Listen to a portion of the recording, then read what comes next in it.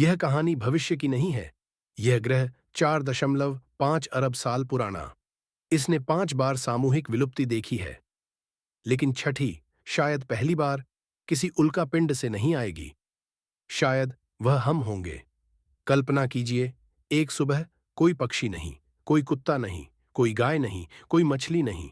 समुद्र खाली, जंगल स्थिर, हवा भारी, धरती जीवित है, लेकिन जीवन गायब है। पहले कुछ दिन लोग कहेंगे, पेड़ तो अभी भी हैं, ऑक्सीजन तो मिल रही है, लेकिन प्रकृति का तंत्र धीरे टूटता है, और जब टूटता है तो आवाज नहीं करता। दुनिया की लगभग 75% खाद्य फसलें एनिमल पॉलिनेशन पर निर्भर हैं।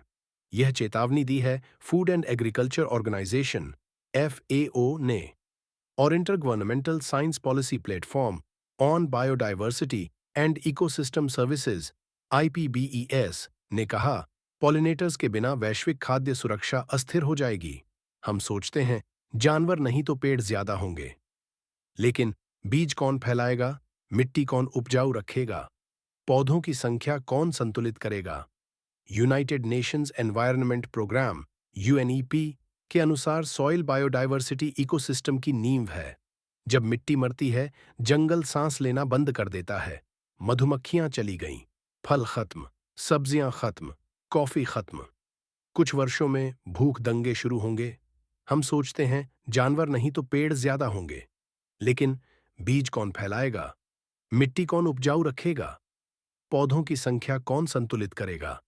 United Nations Environment Programme UNIP के अनुसार सॉइल बायोडाइवर्सिटी इकोसिस्टम की नींव है। जब मिट्टी मरती है, जंगल सांस लेना बंद कर देता है। हम सोचते हैं जानवर नहीं तो CO2 कम, लेकिन कार्बन साइकिल सिर्फ सांस लेने से नहीं चलता। National aeronautics and space administration NASA बताता है, कार्बन साइकिल पेड़ों, महासागर और मिट्टी के बीच संतुलन है। जब जंगल घटते हैं, CO2 बढ़ता है। जब CO2 बढ़ता है, जलवायु बदलती है, और जब जलवायु बदलती है, जीवन संघर्ष करता है। हम सोचते हैं जानवर नहीं तो CO2 कम, लेकिन कार्बन साइकिल सिर्फ सांस लेने से नहीं चलता। National aeronautics and space administration NASA बताता है, कार्बन साइकिल पेड़ों, महासागर और मिट्टी के बीच संतुलन है। जब जंगल घटते हैं, CO2 बढ़ता है। जब CO2 बढ़ता है, जलवायु बदलती है, और जब जलवायु बदलती है, जीवन संघर्ष करता है। समुद्र, जो पृथ्वी की आधी से ज्यादा ऑक्सीजन बनाता है। यह जानकारी दी है national oceanic and atmospheric administration NOAA ने। फाइटोप्लैंक्टन, सूक्ष्म लेकिन शक्तिशाली।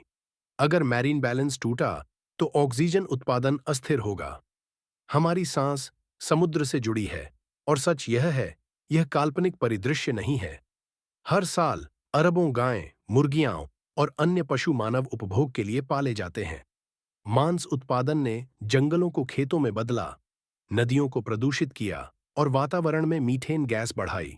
संयुक्त राष्ट्र के पर्यावरण कार्यक्रम United Nations Environment Programme UNEP के अनुसार पशुपालन वैश्विक ग्रीनहाउस गैस उत्सर्जन का एक बड़ा स्रोत है।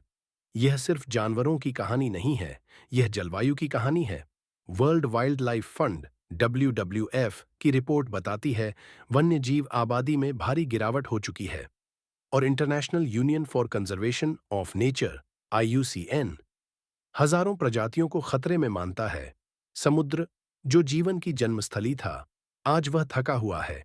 अत्यधिक मछली पकड़ना मरीन फूड चेन को तोड़ रहा है। Food and Agriculture Organization FAO ने चेतावनी दी है कि दुनिया की कई मछली प्रजातियां ओवरफिशिंग के कारण दबाव में हैं। जब शिकारी खत्म होते हैं, तो पूरा समुद्री संतुलन बदल जाता है। और याद रखिए, समुद्र पृथ्वी की आधी से अधिक ऑक्सीजन बनाता है। यह तथ्य दिया है national oceanic and atmospheric administration NOAA ने। अगर समुद्र असंतुलित हुआ, तो हमारी सांस भी असुरक्षित हो सकती है। जंगल काटे जा रहे हैं, खेती के लिए, पशुपालन के लिए, शहरों के विस्तार के लिए। लेकिन जब एक जंगल गिरता है, तो सिर्फ पेड़ नहीं गिरता, कार्बन अब्जॉर्प्शन गिरता है, रेन साइकिल बदलती है, हजारों प्रजातियों का घर खत्म होता है। धरती अभी भी घूम रही है, सूरज अभी भी उगता है, लेकिन जीवन संघर्ष कर रहा है। और सवाल अब यह नहीं है, अगर जानवर खत्म हो जाएं तो क्या होगा? सवाल है, क्या हम खुद को भी साथ ले डूबेंगे? हम पृथ्वी के मालिक नहीं हैं, हम किराएदार हैं, और अगर हमने संतुलन नहीं सीखा, तो अगली विलुप्ति इतिहास नहीं होगी, वह वर्तमान होगी। यह कहानी जानवरों के खत्म होने की नहीं है, यह कहानी हमारे फैसलों की है। हम हर दिन चुनते हैं, क्या खाएं, कितना उपयोग करें, क्या बचाएं। शायद अभी भी समय है, क्योंकि अगर जानवर चले गए तो सिर्फ जंगल नहीं सूने होंगे, हमारी सांस भी अधूरी होगी। FAO, नासा, NOAA और IPBES की रिपोर्ट्स यही बताती हैं कि जीवन का संतुलन साझेदारी पर टिका है। हर जीव, चाहे वह मधुमक्खी हो या हाथी, इस ग्रह के संतुलन का हिस्सा है। अगर यह वीडियो आपको ज्ञानवर्धक लगा हो तो लाइक करें, शेयर करें और चैनल को सब्सक्राइब करना न भूलें। धन्यवाद।